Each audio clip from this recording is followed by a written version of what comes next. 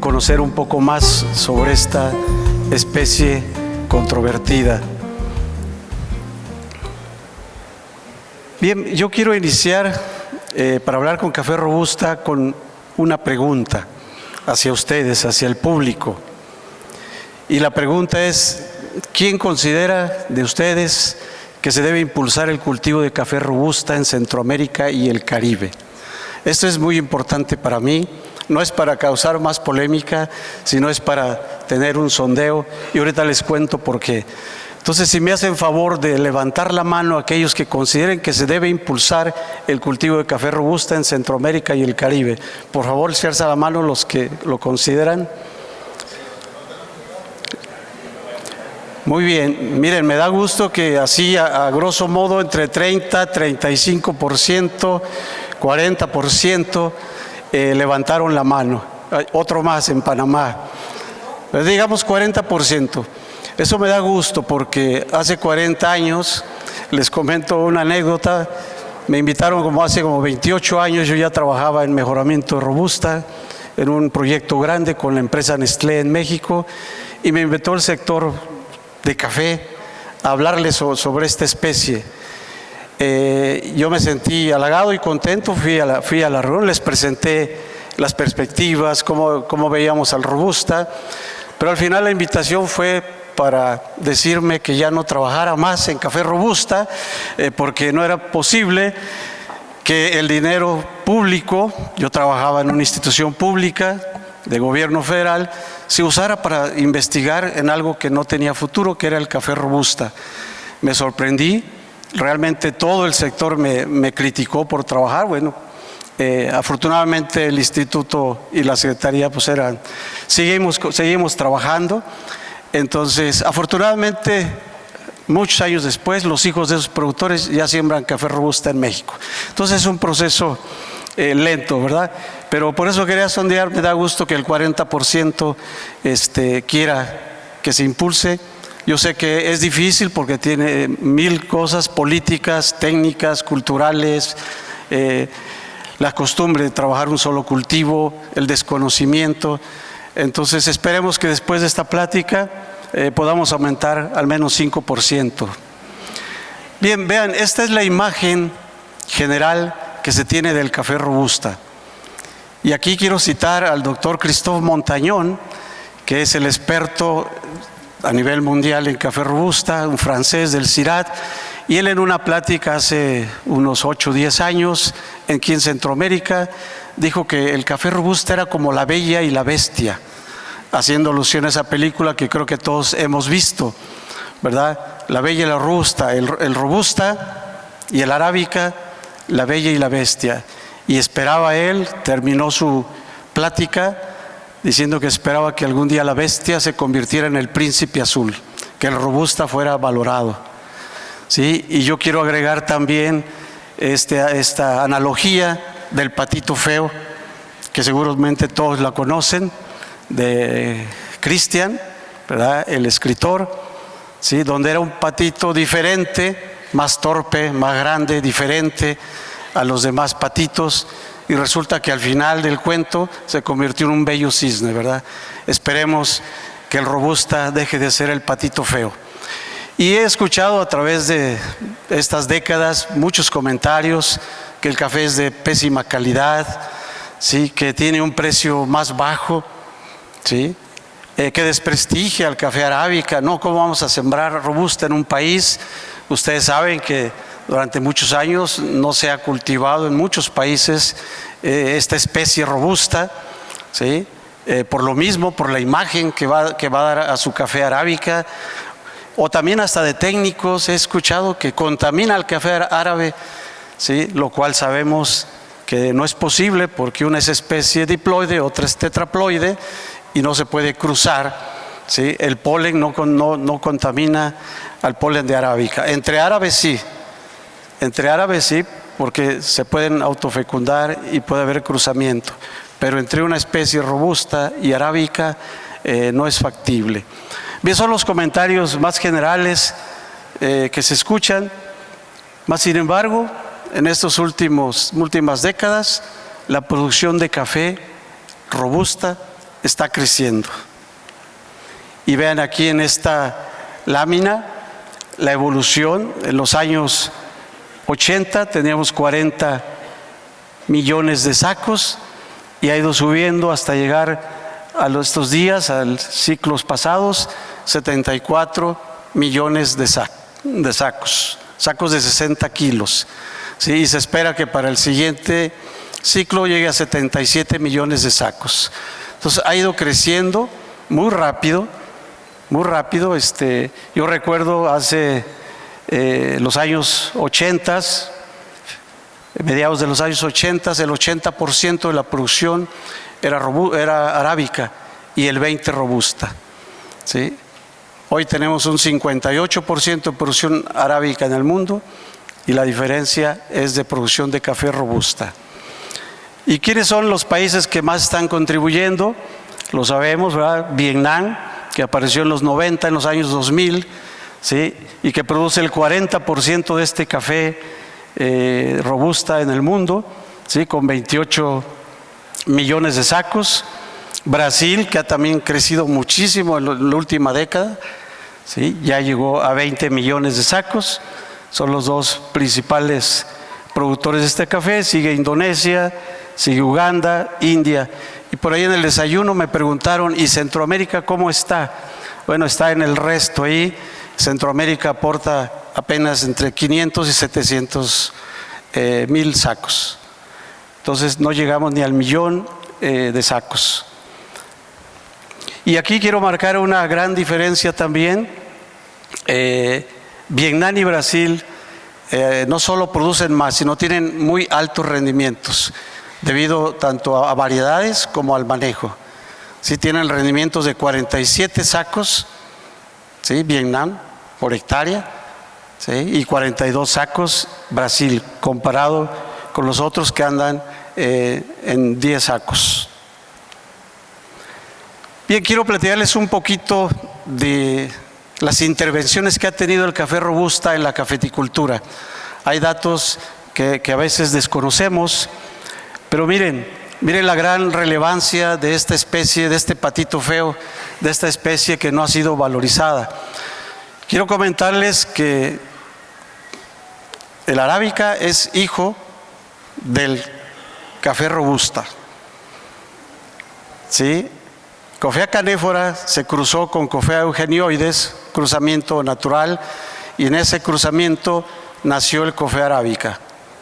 Entonces la primera gran intervención del robusta o canéfora, vamos a hablar canéfora o robusta, es lo mismo, el nombre científico es Coffea canéfora y lo conocemos todos como robusta.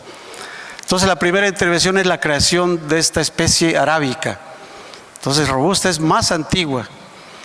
Y la segunda gran intervención, la segunda gran ola del canéfora es el cruzamiento natural que hubo con Coffea arábica, que dio nacimiento a la variedad que todos hemos escuchado, híbrido de Timor. Y este híbrido de Timor, ya con resistencia a roya, después fue utilizado en los cruzamientos en los años 50 por el doctor Aníbal Betancourt, que casi nunca lo mencionamos, y necesita un homenaje, don Aníbal Betancourt, portugués, porque él fue el creador de estos materiales, estos cruzamientos, el híbrido de Timor, por Caturra, por Catuaí, por Villasarchí, que dio origen a toda esa gama de catimores, esos grupos de sarchimores y de cavimores, que hoy en América estamos llenos de estos materiales, desde Brasil hasta México, ¿verdad?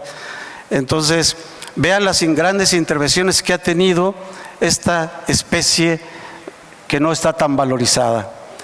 Quiero decirles que los genes de resistencia que usamos en Coffea arábica, en las variedades que conocen, marsellesa, oro azteca, Costa Rica, vienen de robusta, no vienen de Coffea arábica.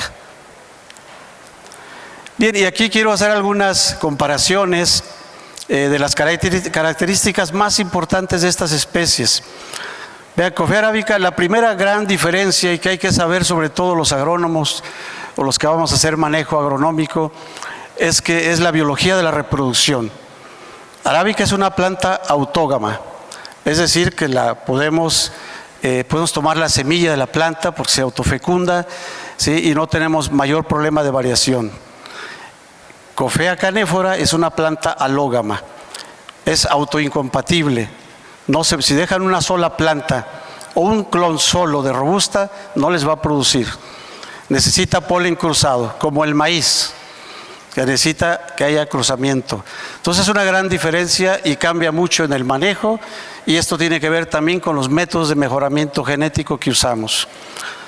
Por ser una planta autógama, el arábica tiene una escasa variabilidad genética. ¿Y qué quiere decir eso? Eso quiere decir que arábica es muy vulnerable al ataque de todas las plagas y enfermedades, porque no tiene diversidad, ¿sí? Entonces, máximo que la cafeticultura de arábica de América proviene de unas pocas plantas, viene de Borbón, de típica. Entonces eso hace más reducida su base genética. Por eso, cuando nos llegó la roya, nos atacó desde Brasil hasta México, porque no teníamos diversidad genética. Sin embargo, el robusta, por ser alógama y estarse cruzando continuamente, se crea mucha variabilidad. Entonces hay una amplísima variabilidad ahí. También por esa consecuencia, arábica es más susceptible a enfermedades, las fuentes de resistencia están en robusta. Otro factor a destacar es que arábica tiene una excelente calidad organoléptica, todos lo sabemos, y en robusta yo no diría, como dicen todos, tiene una mala calidad. En robusta no hemos hecho selección durante años para tener materiales de calidad. Estoy seguro que si hacemos un proceso de selección tendremos hasta tasas de excelencia y robustas finos, como ya lo está trabajando Brasil. Entonces yo diría que hay una gran diversidad genética dentro de la especie robusta. Más características. Arábica, ustedes saben, es de zonas altas, se da muy bien arriba de 1000 metros. El robusta es de zonas bajas y medias. Vamos a ver los factores ambientales en otra lámina. Hay un bajo contenido de cafeína en los arábicas, y en robusta normalmente el contenido de cafeína se dice que es el doble, 3.5% en materia seca. Sin embargo, hay clones que tienen muy poca cafeína también, pero no los hemos seleccionado por esa característica.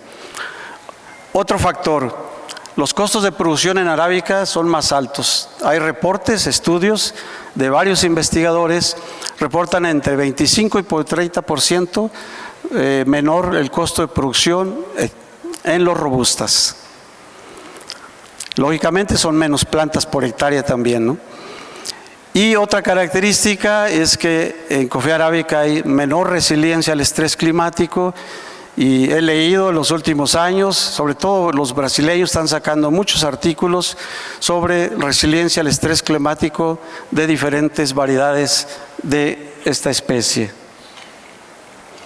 Aquí tienen un cuadro con los factores ambientales para que veamos rápidamente algunas de las diferencias. En temperatura, el robusta necesita temperaturas más altas, necesita un poco más de precipitación, más humedad relativa. Y quiero pararme un poquito en esto, en la sombra. He escuchado a muchos técnicos y a mucha gente que dicen el café robusta es un café de sol. Pero no es un café de sol, es una planta heliófoba, igual que la arábica, ¿sí? Que se ha sembrado y se ha cultivado al sol es otra cosa. Pero el robusta en México al menos lo recomendamos, lo sembramos con sombra, ¿sí? Porque es del sotobosque. ¿Sí? Igual que la arábica. Entonces no es una planta de sol, es una planta de sombra. Hay que trabajarla también en sistemas agroforestales, con las 1000 ventajas que ya hemos escuchado en este par de días de trabajar en esos sistemas. La luminosidad es muy similar. Bien, con ese contexto quiero platicarles un poquito del mejoramiento. No voy a profundizar en el mejoramiento, simplemente algunos datos para nuestros técnicos. Vean, la base para crear cualquier variedad, ¿sí?, es la variabilidad genética. Si no hay variabilidad genética, no podemos crear nuevas variedades con nuevas características, ¿sí? Y esa variabilidad, afortunadamente, en café la tenemos conservada en los bancos de germoplasma. Y en el CATI, aquí en Turrialba, en Costa Rica, tenemos una de las colecciones más importantes del mundo, la cuarta más importante, con más de 2,000 accesiones, donde han salido materiales maravillosos. El último caso de éxito es la variedad Geisha, que salió de ahí, de una selección, ¿sí? Entonces esa variabilidad está conservada, pero no la hemos explotado lo suficiente. También podemos crear esa variabilidad. Cuando hacemos híbridos o hacemos cruzamientos, estamos creando variabilidad. En café, en arábica, como es una planta autógama, la mayor variabilidad se da porque la naturaleza se abre espacio, se da por mutaciones. Y en café tenemos muchísimas mutaciones en café arábica. El caso que todos conocen ustedes es la variedad caturra, es una mutación. También algo que tenemos en la cabeza muchos es que pensamos que mutación es malo. Para nada, las mutaciones, la mayoría han sido buenas, ¿verdad? Y esa variabilidad debemos de explotarla con métodos de selección. Ven aquí en este mapa del África, que es el centro de origen del café, es el centro de la diversidad genética.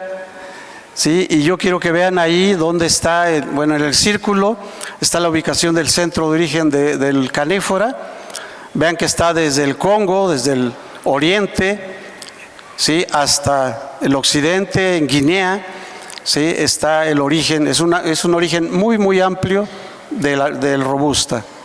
Vean Eugenioides, que es la estrellita roja, pueden ver, está muy cerca ahí de los robustas. Fueron los padres, los progenitores del café arábica. Pero este es un mapa del doctor Christophe Montañón, donde se muestra la diversidad genética de cofea. Básicamente se han registrado dos grandes grupos, el grupo congolés, con ciertas características, y el grupo guineano.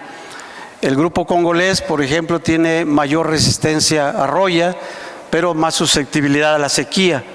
El grupo de cafés robustas guineanos, ¿sí?, tiene menor resistencia a roya, pero ahí hay materiales con mayor tolerancia a la sequía.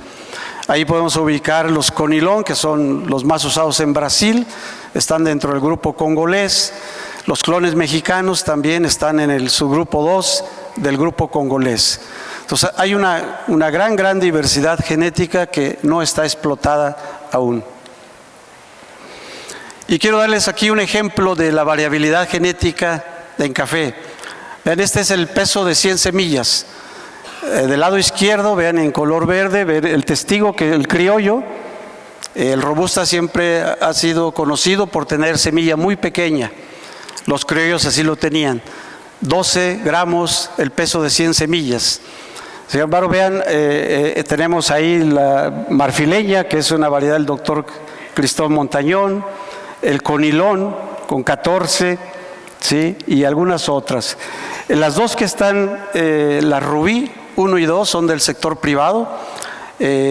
Son variedades que están registradas también en el catálogo de variedades en México. Son materiales que fueron evaluados en México y en Nicaragua, la rubí. Sí, y vean también ya un progreso en el tamaño de semilla, 18, 19. Vean los materiales, estos materiales están en azul, los FRT, son conocidos en Centroamérica como los clones Nestlé. En Nicaragua los siembran mucho, ¿sí? Y son conocidos como clones Nestlé porque son el resultado de un proyecto con Nestlé, ¿verdad? Y Nestlé es quien ha difundido y propagado estos materiales que están en color azul, FRT. Y bueno, vean ahí otras selecciones, las FZ, pero vean cómo tenemos tamaño de semilla hasta más grande que café arábica. Entonces, este es un solo ejemplo de haciendo selección para una característica, podemos lograr bastante avance. En esta gráfica se muestra un trabajo de incompatibilidad. Les decía que no podemos sembrar un clon de robusta porque es incompatible, es incompatible. Se debe de hacer estudios, se deben sembrar policlonal, 3, 4, 5 clones. Entonces aquí pueden ver la respuesta de un clon. Este es un estudio de fecundación. Por ejemplo, el clon 1 que ven fue polinizado con 8 clones. Y vean la diferencia, en la misma planta madre, el clon 1, vean las diferencias del polinizador. Entonces, es muy importante hacer el estudio de los polinizadores para sembrar un clon de robusta. Vean diferencias de 20 quintales hasta 50 según el polinizador. Entonces esto es clave. No es solamente de meter los clones, sembrar 5 o 6 clones ahí, debemos de conocer la capacidad, ¿sí?, y la compatibilidad genética y la compatibilidad fecundatoria de los clones. ¿Sí? No voy a profundizar en esto, es muy técnico, pero lo que quiero que vean es esa diferencia. Por ejemplo, ahí resalta el clon 3. Vean, el clon 3 tiene rendimientos altos con todos. Es una buena madre, decimos nosotros, es una buena madre, una buena progenitora. Cualquier polen que le llega, la mayoría tiene rendimientos arriba de 30 quintales. Bien, este es nomás para mostrarles que existen estrategias de mejoramiento ya muy conocidas. Podemos sacar en robusta variedades clonales, trabajar con clones o trabajar también con híbridos, ¿sí? Generalmente hay pocos, bueno, los híbridos, los Rubí de una empresa privada son híbridos, ¿verdad? Son casi los únicos. Y la gran mayoría de países que han trabajado en mejoramiento robusta trabajan con variedades clonales. Hay un método también muy sofisticado que desarrolló el CIRAD en Francia, que le llamamos selección recurrente recíproca, pero es un trabajo muy tardado de muchos años.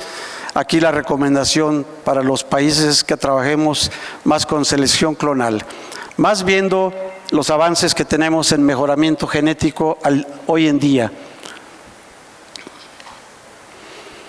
Vean, como objetivos de mejoramiento robusta, vean lo que se ha logrado en las últimas, diríamos, 3 décadas. ¿Sí? Está la variedad BRS 1216, una variedad brasileña que tiene rendimientos hasta de 7 toneladas. Estamos hablando de 115 sacos por hectárea de café robusta, ¿verdad? Son rendimientos muy altos, 7 toneladas. Les recuerdo que la media de producción hoy en Brasil son 2.5 toneladas de media de producción. Entonces Brasil podría duplicar, cuando ya siembre más de esta variedad, duplicar todavía sus rendimientos por hectárea. También se ha trabajado en calidad de grano, en mayor tamaño.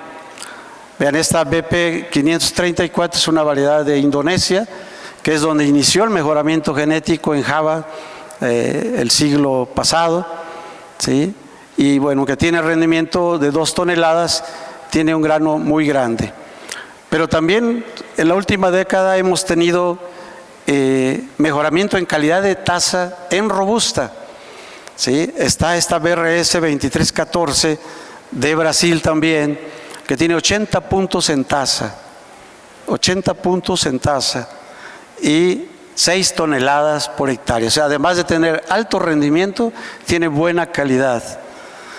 Y está los Romex en México, que la Universidad Autónoma de Chapingo está trabajando, están en proceso.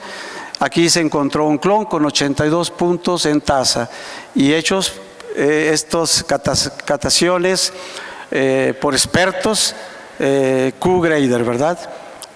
Fue hecho por un grupo de expertos, 82 puntos en taza. Esta variedad todavía no está liberada. Y también se ha trabajado para plantas compactas. En Vietnam se tiene una variedad, Jan Lun, que es una planta compacta, ¿sí? Chaparrita, enana, tipo árabe, ¿verdad? También la BRS 1216 es compacta. Esto permite meter mayor densidad por hectárea. Pero no ha parado ahí. Vean también los Conilon. En Brasil están trabajando muy fuertemente en robustas finos y han encontrado en algunos robustas finos notas de chocolate, nueces, especies frutales. Entonces también se pueden descubrir nuevos perfiles en esta especie. También tenemos en Vietnam, están reportando esta variedad Jan Lun como tolerancia a sequía. Mayor rendimiento industrial. las variedades que se trabajaron en México fueron para obtener principalmente mayor extractabilidad. Aquí estas variedades INIFAB 97, que son 5 clones, tienen un rendimiento de 4 toneladas por hectárea. Es una variedad policlonal.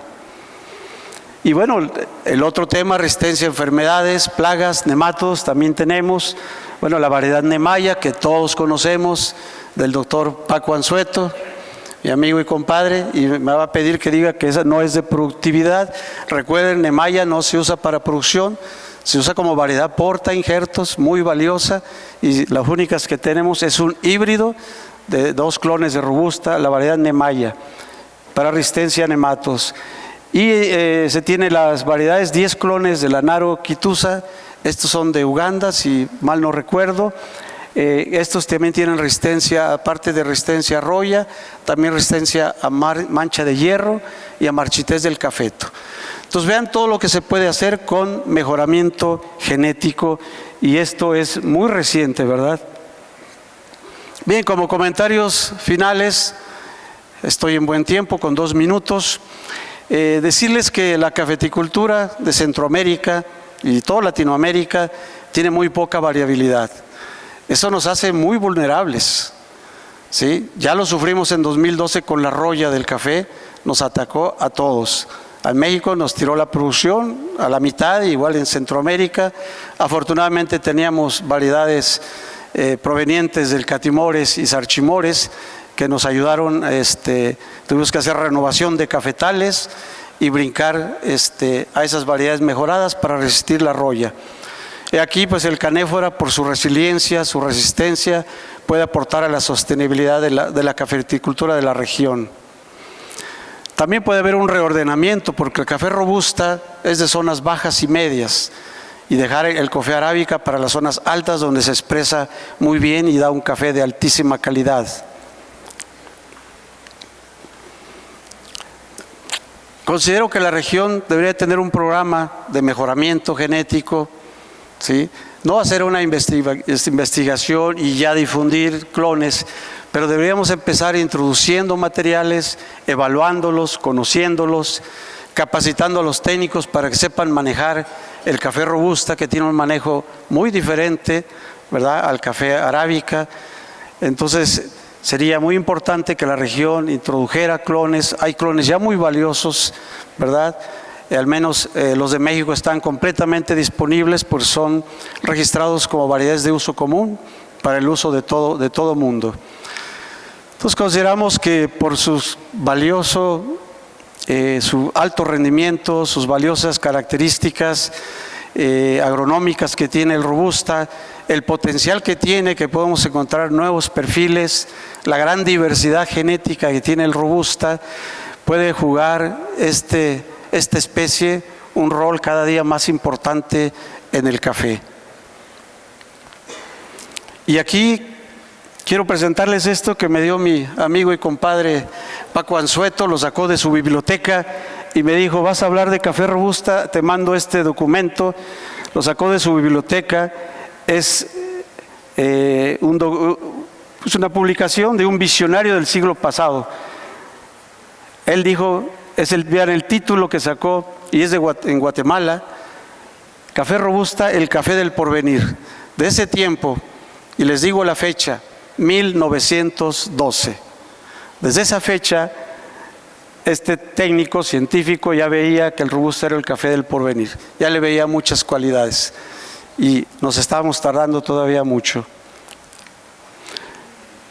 Pues muchas gracias. Me gusta acabar con esta frase: no es el más fuerte ni el más inteligente el que sobrevive, sino aquel que más se adapta a los cambios, y estamos en tiempos de cambios. Son frases del doctor Darwin. Gracias por su atención.